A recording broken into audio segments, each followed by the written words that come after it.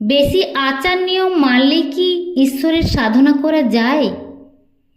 শুনুন, একবার এক তরুণ সাধক দক্ষিণেশ্বরে এসেছেন ঠাকুর শ্রী রামকৃষ্ণের কাছে। খুব নিয়মকানুন মেনে চলেন তিনি। ভোরে ওঠা, নির্দিষ্ট সময়ে জপ, উপবাস, কঠোর আচরণ। নিজের এই সাধনায় তার গর্বও কম ছিল না।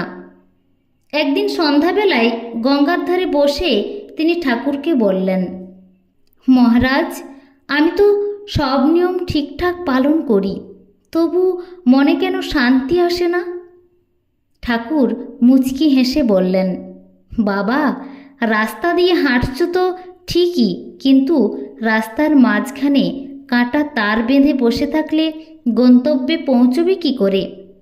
তরুণ অবাক হয়ে জিজ্ঞেস করলেন, কাঁটা তার, সে আবার কি?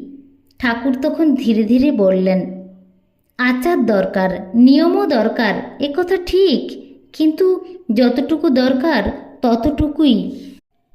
যখন নিয়ম বাড়াবাড়ি হয়ে যায় তখন তার ঈশ্বরের পথে নিয়ে যায় না। তখন মানুষ নিজের পবিত্রতার অহংকারের মধ্যেই আটকে পড়ে।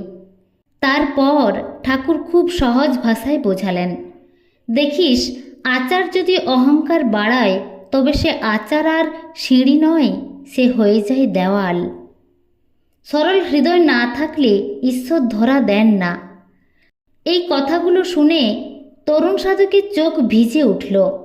তিনি বুঝলেন, তিনি ঈশ্বরের দিকে নয়, নিজের সাধুত্বের দিকেই বেশি তাকিয়েছিলেন।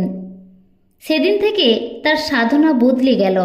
নিয়ম রইল, কিন্তু অহংকারও বদলে গেল। আর তখন থেকেই ধীরে ধীরে তার জীবনে শান্তি ফিরে এলো। ঠাকুরের এই শিক্ষা গল্পের সার কথা। আচার দরকার, কিন্তু আচারই সব নয়। আসল প্রয়োজন আন্তরিকতা, সরলতা ও পবিত্র মন।